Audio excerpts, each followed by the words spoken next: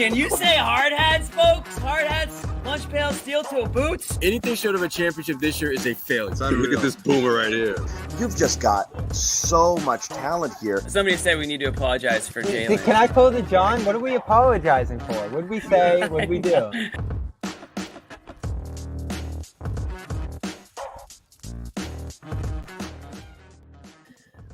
All right, Sherrod, here they are. The bucket hats ready. Got them all lined up. We got 2 because there'll be 2 games down there, 3 and 4. Miami, Celtics Heat, round 1. Are you ready, Sherrod? Always ready. Always ready. Let's Garden go. Report. We're ready. Let's go. You're going to see me in South Beach, Garden Report shirt, phenomenal bucket hat for the third the whole time. Merch, the entire merch trilogy, Bobby Manning will be rocking.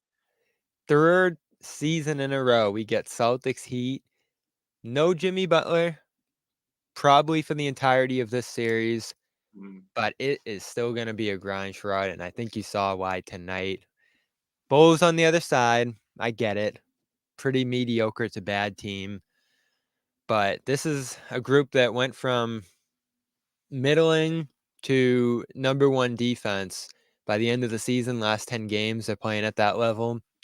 I know they blew that Philadelphia game, but in the first half, they're forcing 13 turnovers. And then again tonight, 17-point first quarter, they hold the Bulls to. Hold the Bulls to 38 from the field, 30 from 3, force 12 turnovers, and without Jimmy Butler, they take care of the Bulls with relative ease tonight. Mm-hmm.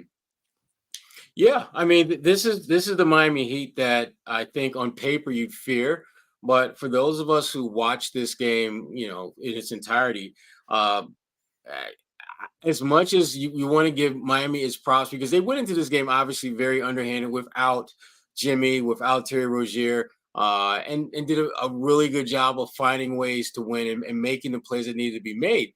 But they got some assistance with that in a Chicago team that just could not make open shots, could not close out on guys like Duncan Robinson, who's a phenomenal shooter, guys like Tyler Hero, who got a lot of the shots he wanted and then some.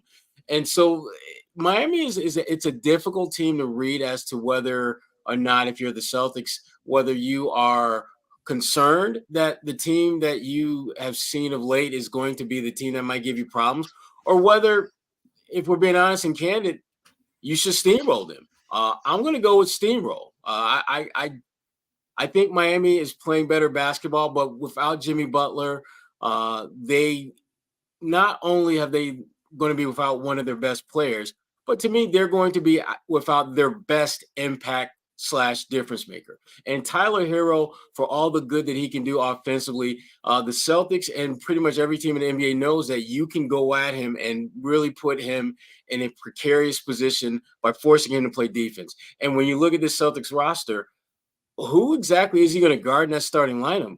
Drew Holiday, Derek White, Jaylen Brown, Tatum. Last I checked, all those guys can get buckets, and Tyler does not defend guys who get buckets well. So, again, give Miami its credit for getting the win and getting themselves officially in the playoffs. But I'm not, I'm if I'm the Celtics, I'm not overly concerned about them any more than I would any team that was the eighth seed that you're facing. That'll be the story of this series. Can the Heat hold up defensively, given the personnel they're missing here? And again, no Terry Rozier tonight. I don't know the timeline on that. They'll have a day and some change here to get ready and travel. So they'll have essentially no preparation time for this by the time they get up to Boston after playing 2 games this week. So there'll be a little bit of that rust versus rhythm element to the series too. The Heat have been playing all week. Celtics haven't played in weeks effectively here. So that game 1's going to be interesting. Everyone's going to roll the Heat out because Butler's out. And I get it. He's a massive factor here. He can steal games in crunch time, which could be a swing factor in the series going long versus going short, or even the Heat pulling off a massive upset as they did last year. I still respect the pieces they have in place here, at least defensively. And offensively, it's going to be a grind for them. And maybe that combination of offensive lows, which they went through tonight at times too. They gave up a couple 9-0, 10-0 runs to the Bulls at times. And the defensive things you talk about, Sherrod. Can Hero stay in front of guys? Can Robinson stay in front of guys? And even some of their quote-unquote better defenders like a Rozier, like a Caleb Martin, aren't guys who are going to lock up Kristaps Porzingis if they're in that position, or Brown or Tatum, or White and Holiday if they get into the post or into the lane and such. So it's a whole different matchup. I don't think the Heat can guard the Celtics the way they did in the past. Not as much zone. I don't think they'll be able to do that. Not as much hiding Bam and putting him in a roaming position. I don't think they'll be able to ignore guys. They might try to do that stuff just to mix it up. But one thing the Celtics have done all year is react to what's in front of them and make good reads and attack mismatches. And if they're able to do that, they're capable of making this a short series. But the Heat shapeshift so much. They put people in help position so randomly. And the coaching's so great there that I can't help but respect them going into this. I think this could be a series where you play a game 6. I'm not going to say this is going to go 7, but I think this Heat team just finds ways to win games, to steal games, to muck up games. And it's going to say a lot about you if you blow through the series, as you're predicting here, Sherrod. I think that would be a huge statement even without Butler. I'm not going to sit here if they sweep them and say, oh, no Butler. I think it'd still be a great accomplishment for them. But I just can't do it. We've sat here too many times, Sherrod, and said this team stinks and they're going to roll through them. And the Heat find a way to make it a game 6, game 7. Last year, they found a way to win it. So how can I not respect them, Sherrod? Well, you can respect them, but respect to me at this point has little to do with it. Bottom line is this: when I mentioned earlier about Jimmy Butler, you can go through his numbers and stats and say, yeah, those are pretty solid. But it's his ability to be a late game difference maker. You go back to even to the series last year.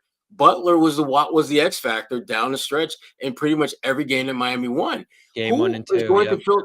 Who is going to fill that role for them this series? I don't believe it's going to be Tyler Hero, because the Celtics have multiple defenders who can make his life incredibly uncomfortable. And even though he showed, I thought, a much more better feel for distributing the ball and getting his teammates involved, those teammates that he's going to be looking to get involved are not going to have the kind of freedom to knock down shots that they saw against Chicago. Highsmith is not going to be as wide open as he was, when you got a Derek White or a Drew Holiday or Tatum or Brown on you. And so his ability to get others involved is going to be limited. His ability to get his own shot is going to be limited. And he's still going to get his points. Don't get me wrong. But he's going to work so much harder to get them than he had to do against Chicago to get others involved. And as we know, late in the game, who are they going to go to? If not him? Bam, again, very good player. But I'm not sold on his having a dominant impact on the series because, again, as you alluded to earlier, they can't do some of the things they were able to do defensively last year and in previous years with Porzingis in the mix. You can't just basically, the way that you defended Rob Williams when he was on the floor for the Celtics is very different than how you're going to have to deal with Porzingis. And so I just think that the Celtics, they just have too many different options that can counter whatever success that Miami might have in a particular matchup or in a particular style of play. The Celtics have the ability to flip and flex and move in a direction that can be successful because we've seen them do this all season long. I can't see Miami winning more than one game. I think they'll get swept. But I can't see this thing going more than 5 games. I'm excited about it. I want to see how it goes. There's some juice here. I'm still feeling it. I know Butler's down. I know Rozier's down maybe here for at least the start. Robinson's banged up. I didn't even notice him out there tonight. 2 minutes. I mean, how many did he end up with? 12 minutes. He goes 3 of 6, 8 points, playing through some back ailments. So he's limited clearly as well. I saw Love getting some treatment. I mean, this team is on its last legs. And you mentioned a Hero being that point of attack guy. 24, 10, and 9, pretty impressive. Still turned it over 5 times. So that's a good game for them. He had a good game. There's no doubt about it. It was one of the better kind of well-rounded games I think he's had. They needed that. That's exactly what they needed from him. They did, absolutely. And he gave them what they needed. But if he goes for 24, 10, and 9 against the Celtics, that's not going to be enough for them to win. They'll take that every day because that means that, and particularly with the 5 turnovers, I think that number might even be a little bit higher, frankly, against the Celtics. I could see him having a 7-8 turnover game against them, but simply because he's trying to get others involved so hard, and the Celtics defense is that good. But again, I can't see this thing going more than 5. If Miami were healthy and they had all their pieces in place, I could see this being a 6, maybe even a 7-game series. But when you're probably not going to have Jimmy. If you get Terry Rozier back, you don't know how much time you're going to get with him. And remember, he's going to be in that ramp-up mode, so he's not going to be full-blown T. Rose that we know. Duncan Robinson might be a little bit closer to playing normal minutes, but he too is not, physically at the top of his game. And you're talking about a team, again, where your best player, one of your best newcomer in Terry Rozier, your best shooter in Duncan Robinson, all are either going to be out or to some degree limited against a Celtics team that does not have weaknesses offensively that you can exploit with ease. And defensively, you're dealing with the same issue. They don't have any weaknesses that you can exploit. I don't like, you don't want to sound overconfident, but when I look at just all the different issues that Miami is dealing with coming into this series, and as you pointed out, Bobby, the quick turnaround, I don't know how they can win more than 1 game, if that. They're going to have to grind this down somehow. And like I said, the strategies they used in the past won't be as impactful this time. So I'm interested to see how Eric Spoelstra adjusts to that and comes up with some new ideas and just tries anything. I think that's the mode he's going to be in for this series. And the personnel matchup here is staggering if this is what they're going to go into the series with. The starting Heat lineup tonight, you're talking Hero at the point of attack, Bam, who only took 8 shots, Nikola Jovic, who spent last year in the G League, Caleb Martin, who got hot last year, obviously, but now relied upon more, and Jaime Jaquez, who was excellent tonight too, but rookie, first playoff game coming up on Sunday. So you're down Butler, Josh Richardson out for the year, a guy they could really use in this series. Terry Rozier, they're going to need him back to make some stuff happen here. And I know what Joe's going to be looking at tonight. They get outshot by 10. They shoot 42% from 3, but they only took 33. And they shot 24 free throws. 9 offensive rebounds is something the Celtics are going to have to look out for because that's where they were pretty susceptible late in the year. But I don't know if the Celtics are going to allow 24 free throws. They're going to take 53s while the Heat take 33. And they're going to try to win that turnover battle, which was 15-12 tonight in favor of the Bulls, even with the Heat forcing some turnovers here. So you should win this series going away. The personnel, the 3-point shooting advantage you should have most nights, the depth here, you have much better depth. There's a million boxes you check. But how impactful is the coaching one? Eric Spoelstra, Joe Mazzulla. That is the unspoken elephant in the room that if you are looking at this series, you can't ignore. When we were I had Keith Pompey on the Big Three NBA podcast recently, and we were talking about potential, things will play out. The Celtics may find themselves playing a team like the Sixers in the conference finals. And the one thing Keith talked about that might be an issue, something that could turn the tide in Philly's favor, is the coaching matchup. And as we look ahead to this Miami series, that is another question. That's a legitimate one. You're talking about one guy in Joe Mazzulla who has had a great year. And I think all of us agree his growth as a head coach from where he was a year ago to where he's at now is tremendous. He's a much better leader in that position now than he was. But with Spoelstra, we're not talking about a guy who's a pretty good head coach. We're talking about arguably the best, certainly on the short list of the best coaches in the NBA right now. And the one thing that Spoelstra has consistently been good at is maximizing the roster and the talent level that he has around him. And certainly with all the injuries, he's going to have to do that. And he has in the past have found ways to create lineups, create matchups, create scenarios and situations for his team, for his players that benefits them. And it's to the detriment of their opponents. And that's why, again, if the Celtics sweep them, which I think they will, it's not going to be a bunch of Celtics win by 15, 20-point type games. It's going to come down to the last 2 or 3 minutes, and at least a couple of those games where the Celtics are just going to be able to out execute them, and will get the win. And even though the final ledger may look pretty decisive, the Celtics are going to be in some really hard fought battles, and a lot of that is because in Spoelstra, that's their style of play. That team is going to grind its way through every single game, make it very difficult for the Celtics to get into the kind of flow rhythm that they're used to. And again, I still think the Celtics will emerge victorious, but it's not going to be easy. And a lot of that has to do with the fact that Spoelstra is going to do Eric Spoelstra-like things. Yeah, if I'm him, I go to that switching. You put Bam in different spots. I know the Celtics will try to get him out of plays and space him out, especially if he's guarding Porzingis. That probably makes it a little more difficult to put Porzingis in the post the way they'll want to here, but they'll go to some pick and roll. It's going to be important that Tatum runs that well. It's going to be important that they don't turn the ball over, the offensive rebounds, all the rest. And, I don't know how much you've seen Joe's comments this week, Sherrod, but his big message to the team and to the media going back a couple weeks now is the playoffs aren't that different from the regular season. It's going to be the same things that win games now that won games during the regular season.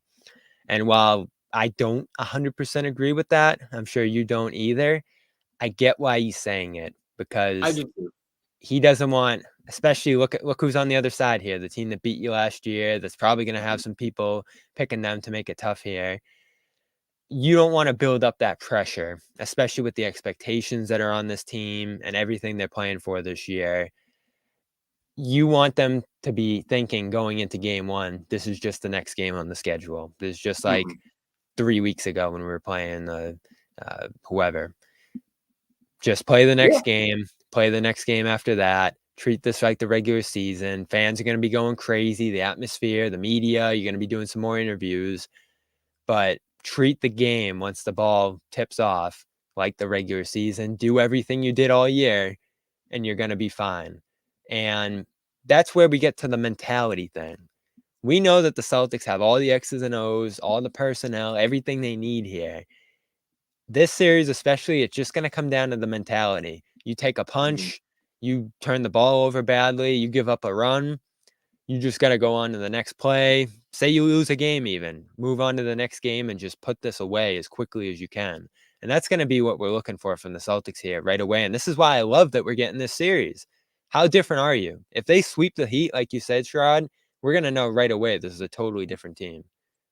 Yeah, and I think they've shown up to this point that they are different. They're different here than they've been in past years, and I totally get why Joe is trying to really keep the focus on what they've done in the regular season and just simply transferring that into the postseason. If I had the best record in the NBA, that's exactly what I'd want to do because that's what got you that best record in the NBA. But Joe and I and you and most people who follow this game know that the playoffs are a completely different animal. Right. It's a completely different animal because even though you may have dominated a series during the regular season, there's always extenuating circumstances that could impact that. But playoffs, you and your opponent are on a level playing field as far as rest, as far as all those intangible things that come into play over the course of a playoff series. But the thing that I keep coming back to, and it's the most important thing that every team will tell you they need going into the playoffs, is good health. And Right. that's where the Celtics are light years ahead of where Miami is in that regard. And that more than anything else is why I don't think this series will go that long because Miami has a roster that from the beginning wasn't all that deep. And when you throw in the injuries, it makes a relatively shallow squad that much more shallow. And the Celtics are not going to waste a lot of time testing that depth and going at them and attacking them and being aggressive and being assertive. They're not going to want to ease into this series. They're going to want to send a message and from the very outset of this series. And that message is we're not here to play. We're here to win.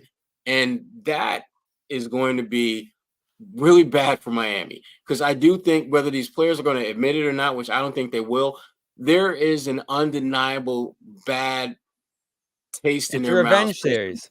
Yeah, There's no way of getting around that, and they don't have to say it. They don't have to talk about it. They can pretend this is just the team that's on the schedule, kind of like that Joe Mazzulla. This is just another regular season thing type of mentality. That's fine to say that publicly, but we know damn well that this means more than just a team. I can't wait to hear from Jalen tomorrow, and I think we will at practice. Yeah.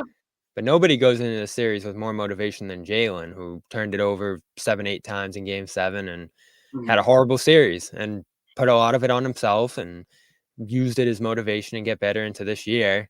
This is his chance to make up for that. It's the teams collectively, of course, but he can have a bounce back series in a big way and put them in a great position to win. Yeah, and let's not forget about just the little tiff that he got into with Duncan Robinson during the regular season. So again, there's even added motivation for him and for the rest of this Celtics team to go out and just take care of business. This is a team that they should not have a lot of trouble with. Now, obviously, Miami is not going to just roll over and play dead. That's not who they are. They're not built that way.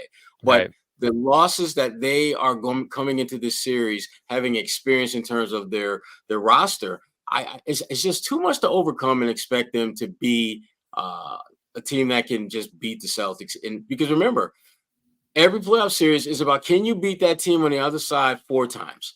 And I think Miami will be very fortunate to come out with 1 win at this point, based upon the guys that they don't have, and also factor in the level of motivation that I expect this Celtics team to come with and play with in every single game in this series.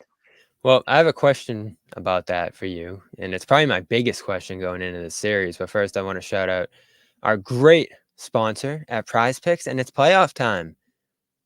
This is a great time to try out Prize Picks. What is Prize Picks? You pick 2 players at least, up to 6, and build your daily fantasy team. They're our official daily fantasy sports partner, and all you got to do is pick more or less on player projections. I'll be interested to see on Sunday, Game 1, what they're projecting from Tatum and Brown and Hero and Bam and all these guys. It gives you a good idea of how close that game might be, where those guys are going to perform, who they like in this series. And you might disagree. You might go less. You might say, oh, they're underrating Tatum. He's about to go off in this game. Go more on him. And just check out the app. It's fun this time of year, especially these playoff performers. You're going to have hockey getting going as well. They have that. They have baseball daily this time of year as well. I'll be interested to see a Marlins game down in Miami as well if the schedule lines up. I'm really getting excited for this trip, Sherrod. So Bobby's got his whole vacation planned out for this. Go work in the game in the midst of and the food, Bobby. All of it. Check out prizepicks.com/CLNS. Use the code CLNS. It pops right up when you go into the app and get 100% deposit match up to $100. Again, pick more, pick less. It's that easy. It's prizepicks.com/CLNS, our official daily fantasy sports partner here at CLNS Media and the Garden Report. Check them out. All right, here's my biggest question, Sherrod, and I've said it already. Jimmy out probably for this whole series, multiple weeks. I think the series spans multiple weeks. It starts Sunday. It would end in a Game 7 if it got there on the 5th of May. So we're going to play a 2-week series here effectively. Yeah. I think you can assume Butler's going to miss this whole thing. Yeah. Do you, if you're the Celtics, and I wanted the Heat because you see Butler on the other side, you see the Heat team that beat you a year ago, and your antenna is up immediately. There's no way you can overlook this team. Your focus is on 100 right from the jump in the playoffs. Is this going to be the opposite, or could it be the opposite here, where you look to the other side and Butler's on the bench and Rozier's on the bench and whoever else is out, and you say, we got this. We're going to beat this team. And you come in and take them a little lightly. I worry about that. I do. And that to me is to me the Celtics' biggest enemy in this series is the Celtics. That's going to be their biggest opponent because they have shown this season that that's not an issue. For the most part, whenever teams have been short a player, they may not be at the top of their game, but it doesn't have the kind of the cataclysmic downfall that we've seen in past years where a team will be without their top 2 or 3 players and the Celtics will lose by like 4. They've had a couple of games like that this year, but not nearly has it been a problem that we've seen in past years. I suspect that for the Celtics, because of the history between these two teams, because of the fact that they came basically a Jason Tatum ankle injury from pulling off the greatest playoff comeback ever, I don't think that's going to be a problem for them this year, because I think for them, it goes back to the mission. And the mission is to get to the NBA Finals in as quick a path as possible. And for them, that means dispatching of a team that you're better than. I mean, and again, that's not taking shots at Miami. I don't think even Miami Heat fans would have to acknowledge that on paper, the Celtics are better. And because of that, you need to play like that. It can't just be about what's on paper. It has to be about your play. And the Celtics, I see having that edge, having that focus that will allow them to take this Miami Heat seriously. And when that happens, it might get kind of ugly. I think Miami's going to keep at least 2 or 3 games relatively close. But at some point, the Celtics are going to assert themselves and show why they have the best record in the NBA this year, and show why this team is among the top 5 winningest single season teams in Celtics history. I think all that stuff is going to come into play. And at the end of the day, I anticipate the Celtics will be done with the Heat in 4, maybe 5, but I'm feeling more like this is going to be a sweep. Did this really happen, Sherrod? I missed the last 4 or 5 minutes there when it got to 30. Yes, wow, it did. And it was kind of comical because I think, when because I'm going to be writing about that for Substack, and that's going to be part of the lead. Shocker, looking at that chant, and it's one of those, careful what you ask for, because yeah, if I don't know, I don't really know if fans, and I'm glad they showed up, because they were showing the crowd at the beginning of the game, and it was very cookie cutter Miami Heat crowd. Missed the first quarter, get there before halftime. Dead. Yeah, and I'm never going to understand their fan base in that regard. But bottom line is this: they want the Celtics, and that's okay. The Celtics, I think, want them, and so I think that this series, like I said, I think it's going to be one where the buildup is going to be, I think, a little bit better than the actual games played. And in large part because, again, they're going to be missing a key player in their success. And they may have 1 or 2 other guys who are out back, but those guys aren't going to be themselves either, because they're not going to have had the kind of, I think, ramp up that you would want to have before the playoffs. You'd want to have something like what Philadelphia had with Joel Embiid, where you have like like 5, 6, 7 end of the season games where you can throw them out there, get some cardio going, get him out there 20, 25 minutes, and then once the playoffs roll around, then you can get him back to his normal minutes. Terry Rozier is going to have to play probably 30 or so minutes right off the bat. And I'm just not sure that's a wise thing. And with Duncan Robinson, there's no telling how much they're going to be able to get from him, because the back is a tricky thing. You just don't know when it's going to give you a problem. And frankly, you're not going to run the risk of some serious long-term damage, particularly when you're the 8th seed. It would be one thing if you had aging veterans and this was, your last go around as a group, then maybe you might want to come back, or you might try to convince the medical staff to give you a shot to get on the floor sooner. But you're the 8th seed. You had to play your way into the postseason. You're not going to double down on that and put the career and the health of some of your core guys, relatively young core guys like Tyler Hero, those types, in harm's way. So I anticipate that a guy like Terry Rozier, his minutes will probably be capped to some extent. Duncan Robinson, I think his minutes will also remain capped, and they're going to lean heavily on, Tyler Hero, and they're going to lean heavily on Bam. Yeah, and you could tell Robinson's just out there because it's all hands on deck for those playing games. That's what Eric Spoelstra said going into the first game against Philly. And again tonight, just gives 12 minutes, did what he could. Not full strength Duncan Robinson clearly, though. But it's also telling that in an all hands on deck situation, Rozier's not out there. And I'm reading this from the Miami Herald. Rozier did not travel to Philly on Wednesday. And before that game, Spoelstra said, I feel for Terry. He's been making a lot of progress. He's not ready to play in an NBA playoff level game right now. I'm encouraged. We're encouraged. I feel for him. He's such a competitor. I know how badly he wants to be out there, but we'll continue to treat him and see how he feels. When asked if a return's possible for the playoffs, said he's always hopeful, but his body will let us know. That doesn't sound great. Vague, of course. But again, those were 2 do or die games that you just get out there if you can, and he could not. So I don't feel great, at least for Monday, probably Wednesday as well. And we'll see after that whether Rozier can get out there. And it's just another body that you can't have on the court. And what's that meant for the Heat? You're seeing Hayward Highsmith for 31 minutes. You're seeing tons of Kevin Love and DeLon Wright, who I forgot was even on the team, shot 2 of 4 tonight with 4 points. Maybe even a little Patty Mills, who's on that team as well. And the deeper and deeper you go, the more and more of a personnel mismatch this becomes in Boston's favor, which, again, the Heat can overcome with scheming and all the rest, but not this level of personnel difference here. And let's face it, this is the series you got Kristaps Porzingis for. And whether it's spacing, whether it's popping out and hitting those threes, which he's done pretty well this year, or winning a tough matchup in the post. But I think especially on the defensive end of the floor, where I know Jaylen Brown called them out late in the year, said this is the Kristaps we always need on that end. He can't just be out there flopping around and fouling. Certainly he can't do in this series. He's going to have to guard Bam straight up sometimes. He's going to have to be able to switch onto guards. They're going to do a ton defensively to try to keep the Heat off balance in turn, because that might just be the key as much as anything. Just strangle the Heat's offense, which no Butler this year. They ranked 25th in offensive rating, 110 points per 100.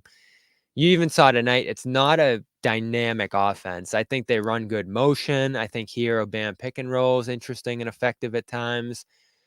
And they can hit their threes when they get going. But this is not a great offense they're going up against. So if you turn up the defensive intensity and turn that into some transition, you have the more fast break points, because that's where the Heat are going to try to score too.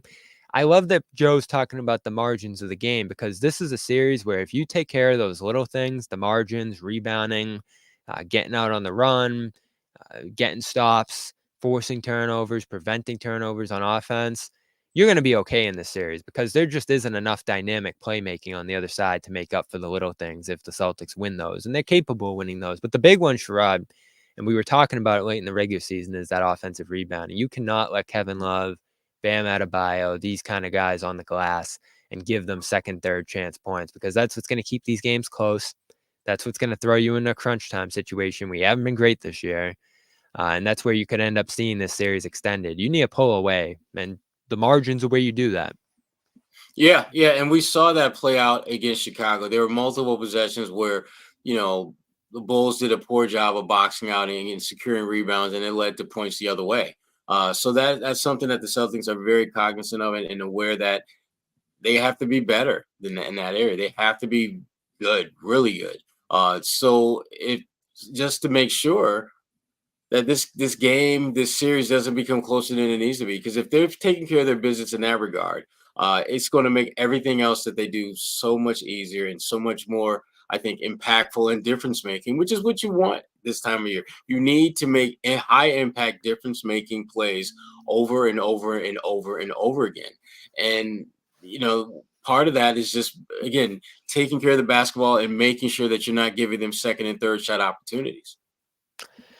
Wow, we got 1,500 people in here right now. Appreciate you all stopping by on a Friday. I can just tell the playoff excitement is there. I'm very excited as well. So we're going to keep the conversation going here. I see some people in the chat.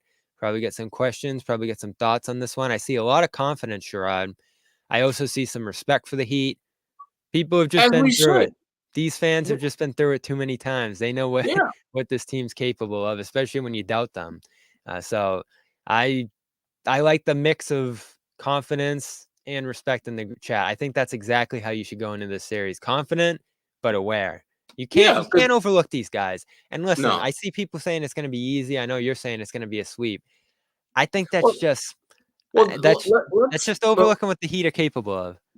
But let's be clear about something, because we're conflating the concept of this being an easy series with it being a sweep, and those are not two of the same So you things. could see You 4 can, close games, yeah. yeah, I see at least 2, maybe 3 close games. I think there'll be at least one game where the Celtics will win convincingly, but I do expect 2 or 3 of those games to be close, and I expect the Celtics to win simply because the Celtics have more options if it gets a little dicey down the stretch that they can turn to than Miami.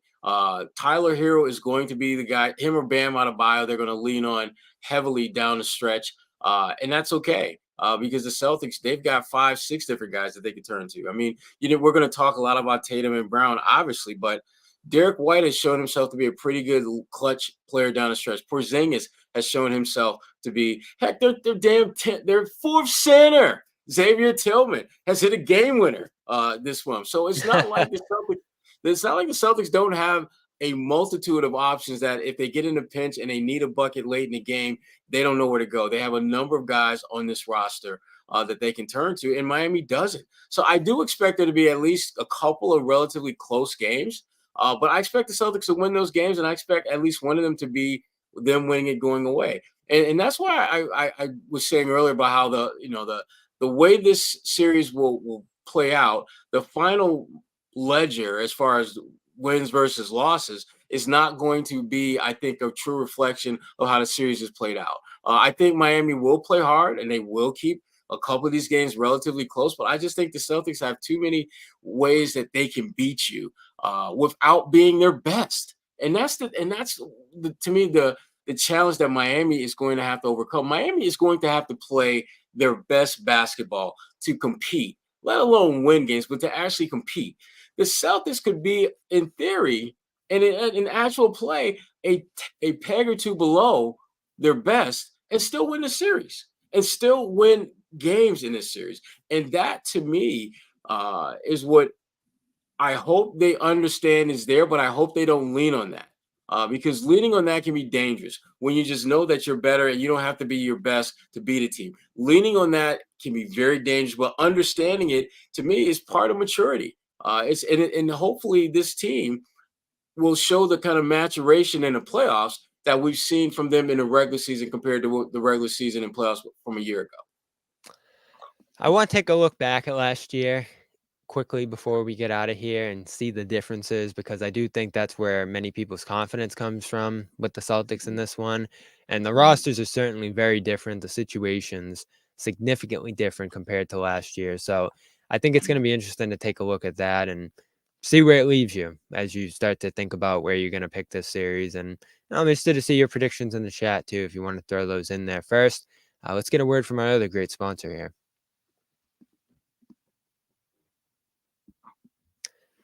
It is PXG.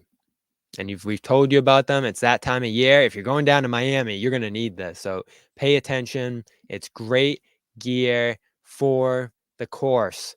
And we're going to be out there at some point, Sherrod, this year. We're going to at least be out there riding the cart. Even if you're Let's not playing, go. we're going to do a Garden Report outing. And if you want to put it on the line, you got to look good to play good. And PXG is made with premium materials and technology designed for peak performance, and it's confidence inspiring. So whether you're on the course or off, romantic getaways, dynamic pieces add versatility and standout style to any event you're going to. It's pants, polos, sweaters, hats, quarter zips, joggers, jackets, skirts, everything you'd want. So stuff for men, stuff for women. Elevate your style game on and off the course with PXG Spring Summer Collection. Just go to pxg.com/garden. Use the code GARDEN to save 10% on all apparel. That's pxg.com/garden. Use that code GARDEN for 10% off all apparel when you head over there. PXG, love them. Love the gear we got from them. It's awesome stuff. So go check them out, especially if you're heading down to Florida for this trip. This is going to be a fun one. And when you compare it to a year ago, Sherrod, so much has changed. If you look at that series a year ago, the biggest story was that the Heat outshot the Celtics 43% to 30% from three. The Heat just caught absolute fire in that series. And when you see the Heat shooting 42% tonight, you go, are they starting to heat up a little bit here? Because that can be an equalizer in this series. If they're hitting catch and shoot threes, if they're going around those handoffs and hitting those, they can keep pace with the Celtics that way, certainly. But you look at turnovers, major factor here. 79, the Heat committed, 91 for the Celtics, including 26 from Tatum, 25 from Brown. And Smart had 16 back there as well. And that's where we'll get into some of those differences. Smart, Rob, you mentioned the way they would guard Rob, just not giving him any respect at all. Being able to put Bam on different positions because he didn't have to account for Kristaps Porzingis. Being able to zone it up because the Celtics didn't play make great against it. Didn't have a big man you could go to in the middle to pass out of it. Didn't have all these options for playmaking and shooting that stress the defense. So that's certainly changed here. And then when you look at the Heat side, no Gabe Vincent, a major player in that series a year ago. No Max Strus, a guy who killed you in both of those last two East Finals at points. You even go down to some of the ancillary producers there, and they've put some good guys in their places. Jaquez is a guy you have to respect. I think Robinson has played well at times this year. You didn't see Hero in that series 1 year ago, and Caleb Martin is back, who certainly gave you a ton of trouble in that series last year. And Bam is who the pressure's really on here. If you're the Heat, if you're Bam, you have to get aggressive in this series offensively, both as a playmaker and a scorer.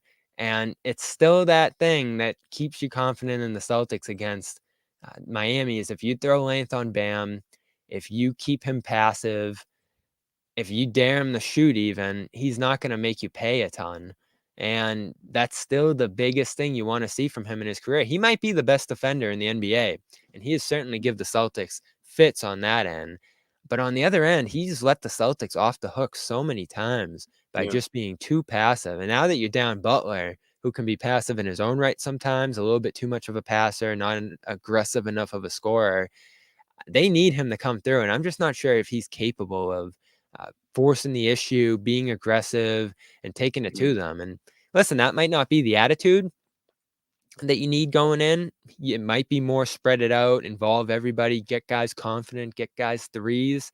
So I wouldn't be surprised if that's his mindset and that's their approach going into this series, especially as they try to feel it out a little bit. Because even if they go down 2-0, you're still playing free if you're the Heat. We don't have Butler. We're not expected to win. We're not even expected to win a game in the series. So even down 3-0, if that's where you get them, they're going to play with a freedom that I don't think the Celtics will have the benefit of playing with here, given the expectations and all of that. But it's all on him, I feel like. Or a significant amount of Miami's ability to compete in this series is going to fall on Adebayo. Yeah, absolutely. And the thing is, with him, it's not a question or issue about talent. It's about, can you allow that talent to shine when it has to absolutely shine for them? They need him to be an elite, top tier, all-star talent. They need him to be that guy. If Bam Adebayo is not one of the top 3 or 4 players, if he's not one of the top 2 players, forget the top 3 or 4, he needs to be either the best or next to the best player on this series for Miami to have a shot. Because Tyler Hero can go out there and get you 20 some odd points and do some assists and get some rebounds. But that's not going to be enough to win. Bam has the ability to, as you pointed out, he has the ability to defend so many different positions. He has the ability to score around the basket. Those 2 qualities allow him to impact the game at both ends of the floor in a way that should, if you're Miami, that's one of the few paths that you have that, if we do this and we do this well, it's going to give you a shot at winning. And it's just a matter of, can they make it happen? I'm not sold on them being able to do that, but again, that's why we play the games. So let's stack it up. Offense, Celtics. Celtics, easy. Defense, toss up. I think it's a toss up. And you want to see the Celtics are capable of being the better defense, but will they be? Yeah. It's a toss up. Playmaking, Celtics. Probably and Celtics. I give them the edge just because they have multiple guys who can play that role.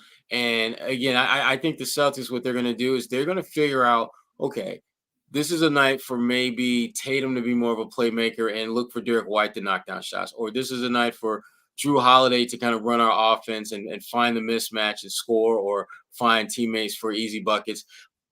I just don't think Miami's going to have the ability to, frankly, have someone be that type of player, because Hero had a great game against Chicago, but a lot of the shots that he assisted on, guys were wide open, and they were wide open not necessarily because Miami ran great action, but because Chicago just basically fell asleep at the wheel. They were a disgrace.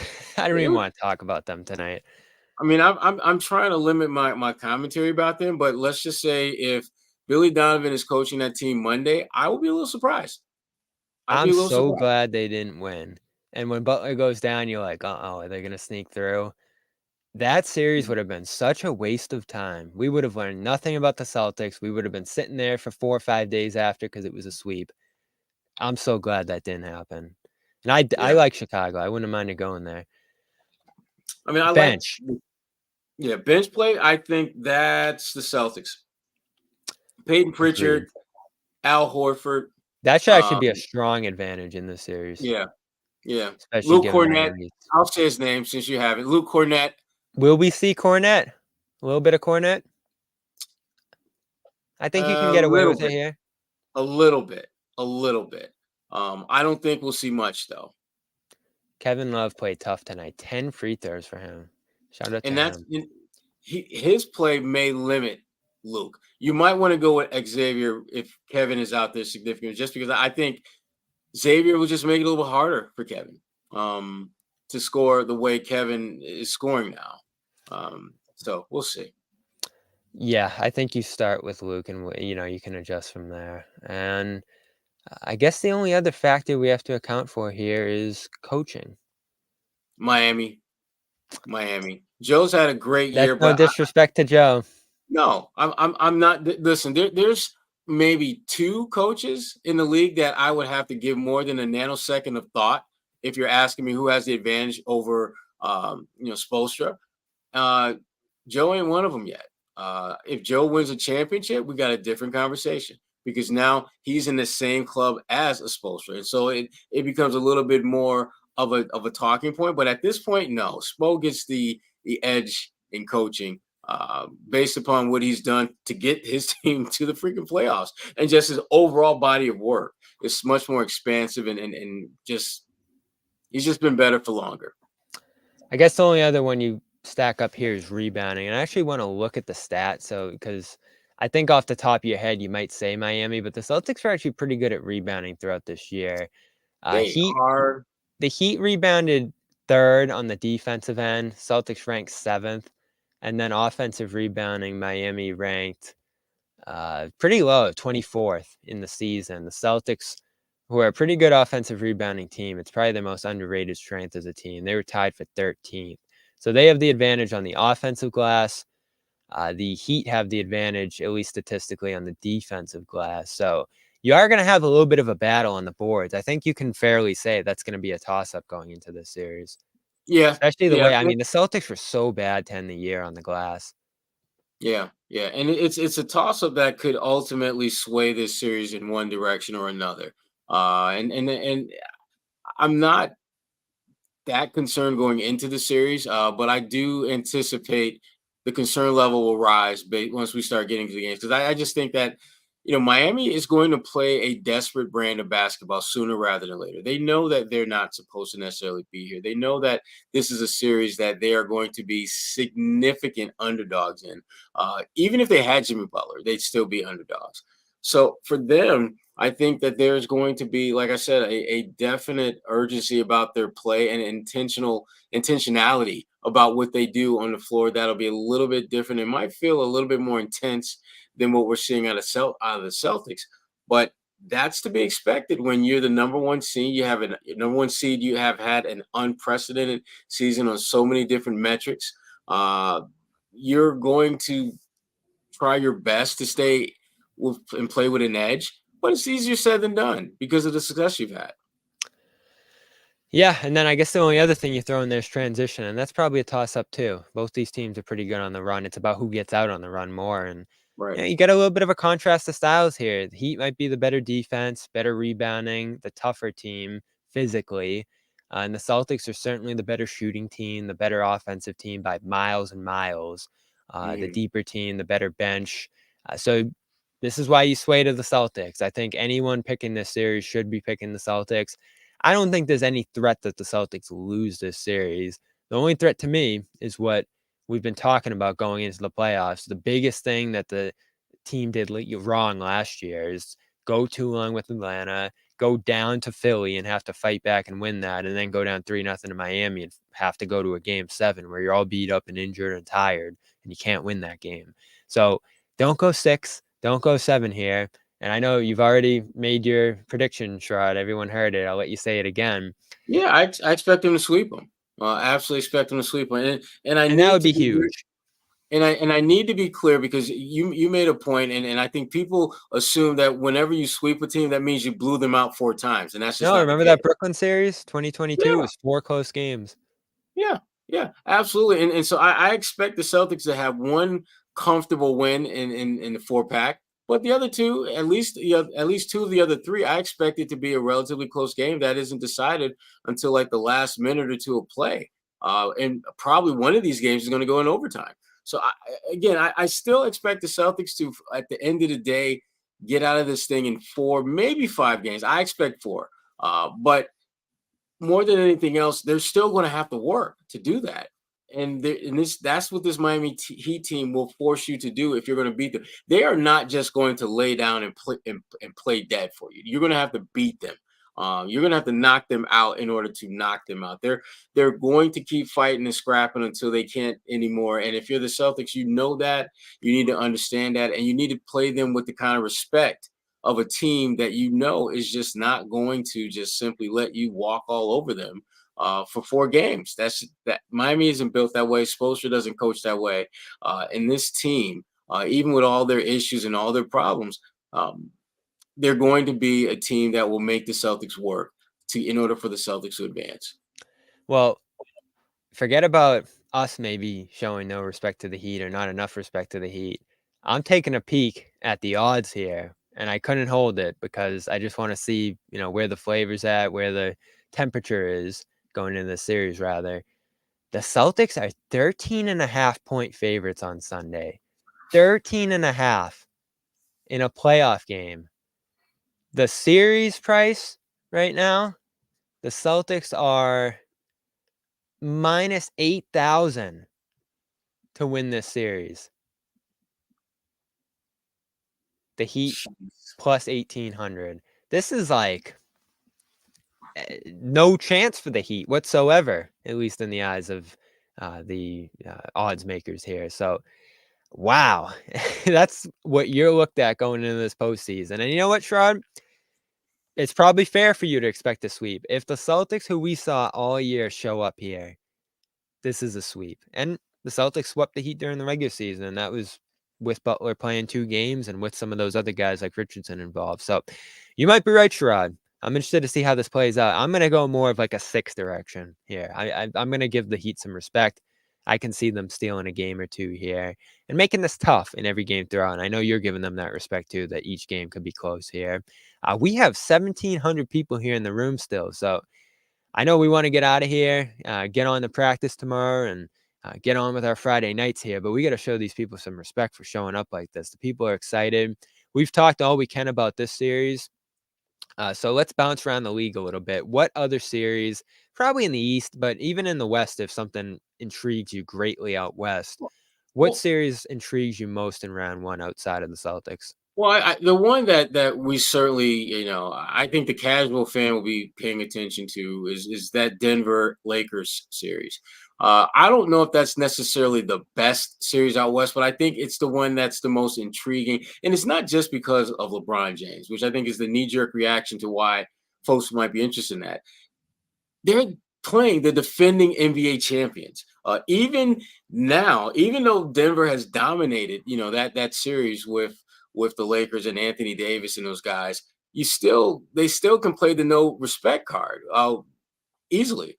My concern about that series, I anticipate Denver winning it, but when you look at just the way that they played this year, I'm concerned about the usage rate of Jokic.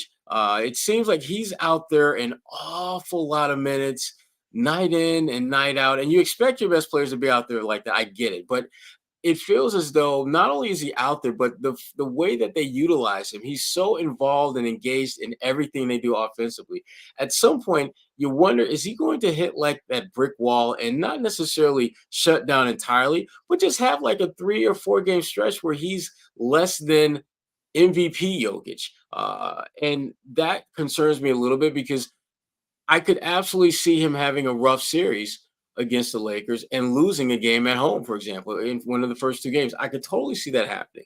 And LeBron James, that might be all LeBron James needs to get activated and become LeBron. The LeBron James that back in a a decade ago was 1 vote shy of being a unanimous league MVP. Uh, that's my concern with that. But Denver should win that series. I think they'll win it in 5, maybe 6 games. But again, I think the Lakers are going to go into that series with a little bit more juice and with something to prove. And if Denver's not careful, they may find themselves, having to win a game on the road in order to reestablish and reassert their control of the series. I'm keeping a glance at that one, obviously, because I think many expect Denver to return to the NBA Finals this year. They're going to have to go through quite a path. They would play the winner of what's the 4-5 out West Clipper? Oh no, they're the 2, so they'll play the winner of the Wolves and Suns round 2, Suns, and they right? took care of the Suns last year, and as well as the Wolves. They played both those teams on the way to the finals last year and took care of both of them. The Wolves played them tough, but the Nuggets pulled those games out against them in the end, at least the ones down the stretch of the season that I watched. So that would be a good series if that happens. And then, of course, you're probably talking about the Thunder in the West Finals. Unbelievably, they got a great path now. And speaking of that, I believe the Pelicans are up on the Kings in that last playing game right now. So that's going to decide who plays the Thunder out west. The West is a bloodbath. I mean, you talk about Clippers, Mavs.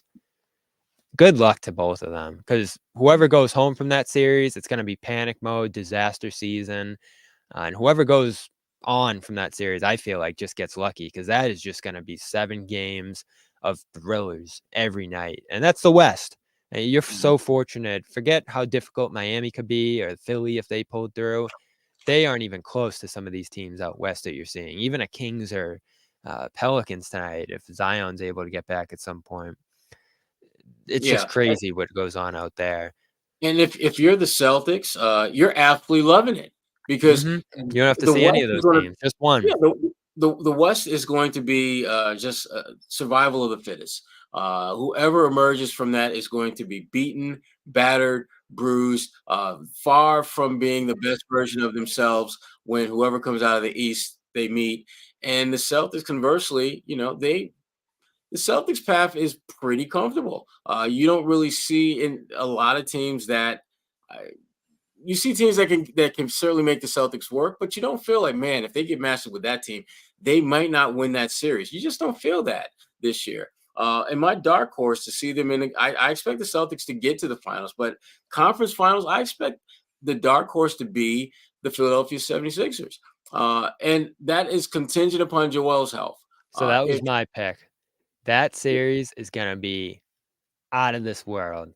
Yeah. New York, Philly, those 2 fan bases, 1 hour travel between each city. So you'll have fans going back and forth. And the teams are dead even. I'm looking at the odds. That's pretty much how they see it. Embiid's banged up, so that's a factor here. The Knicks are missing Randall, who you could actually see that going both ways for them, but I do think they'd rather have him than not.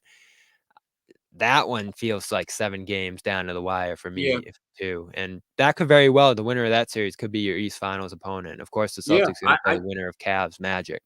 I think it will be. Because I have little to no confidence in the Milwaukee Bucks. I'm not even convinced that they'll get past Indiana. I'm not either. I could absolutely see the Pacers taking them down in 6 games. Absolutely. That team before Doc took over was exceptional offensively and really bad defensively. Now they're mediocre at both ends of the floor. And mediocrity is not going to get you to the next round of the playoffs. When you become a team whose offense is in that 12 to 17 ish ranking, and your offense and your defense are both in that zone, you're probably not going to be able to ratchet that up in the playoffs to get you over the hump. You need to be elite at something when you get to the playoffs to move on from one round to the next. And I don't see anything that Milwaukee at this point is elite at. They're not. They and the numbers bear this out. And as much as we love Doc Rivers, because I certainly love my Doc Rivers, they have regressed significantly when it comes to their offense since he took over. Because the plan was, in theory, for their offense to continue to click and play at a high level and bring up the defense a little bit closer to the middle of the pack. Because if you've got a top 3, top 4 offense and your defense is average in that 12 to 17 ranking range, you're probably going to be one of the favorites on the short list of winning it all, because you have something that you do at an elite level and you have something that you're pretty average at. Well, right now they're just average, and being just average is usually a one-way ticket to get out of the playoffville, and that's where they're headed. Who's your favorite on the eve of the playoffs here? Outside the Celtics? Favorite to win it all?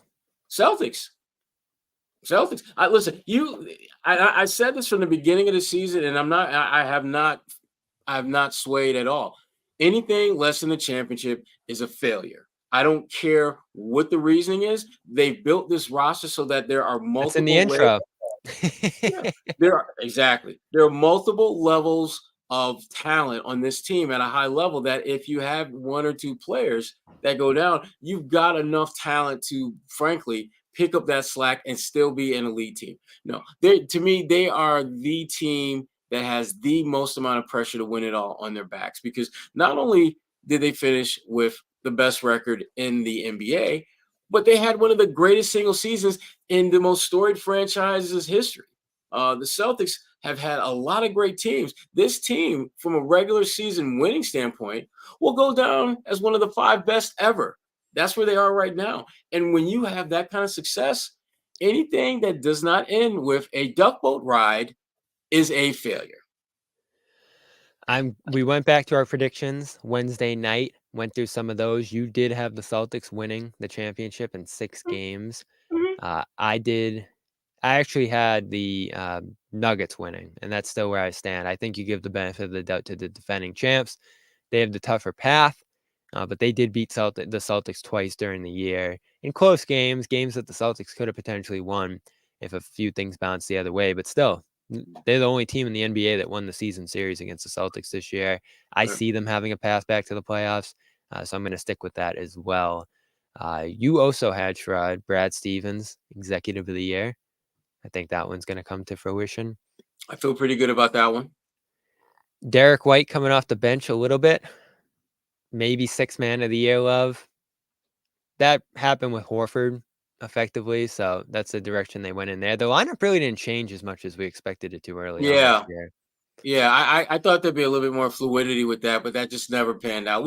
And again, it's understandable when you're going with a certain group and you're winning over and over and over again. Why would you change something that's working exactly how you want it to? You had the Celtics top 5 on both ends, which happened. Seeing the defense come back this year was great, by the way. It was. And then you had Drew, Defensive Player of the Year, which is probably going to go to Rudy.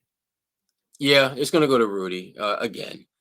Did you ever see Wembanyama being a runner-up for that year 1? Unbelievable. To me, everything you hear about him is get him now, take him out now, because he's coming, and he's coming hard, and he's going to be, frankly, he's going to be top everything in almost every category for years to come. MVP, All-Star, Defensive Player of the Year. He's going to be that guy. He's that guy. More urgency to win this year. The pressure's on. So I feel Joe trying to lower it a little bit. Just play your game. Take one game at a time. Do all the stuff you did during the regular season. And I think that's a good formula for taking it one night at a time in the playoffs. Last year, it was a good year. There were some red flags that I think panned out into the playoffs. There's a few, like you can see like the top of the flag sticking out of the ground, but not really going into this postseason. There were a few gripes you could hold, but this was an all-time Celtics season filled with consistency. The most games they lost in a row were 2. So there's good reason to feel good about them in this series, feel good about them the whole way through. And this is a great tone-setting series. I'm pumped for it. I don't think there's a more perfect opponent to go against, both for Joe and the team, to get that off their backs, all those losses and tough series from the last couple of years. So blow by them and get right on to Cleveland, Orlando, whoever's going to win that series. I think that one's a toss-up too.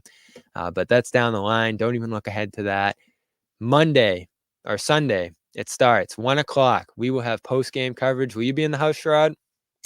I will be there. So I will not be wearing my Garden Report t-shirt, but I will be on the Garden Report from the Garden. So Sherrod, Josue, and I down on Causeway, 1 o'clock tip-off. We'll be live after around 3:30. Jimmy and John should be back then as well. I don't know if they're going to do their own preview thing and give you some thoughts, but you can follow those guys on Twitter, see what they're thinking of. But the Heat beat the Bulls tonight, so they're the 8th seed.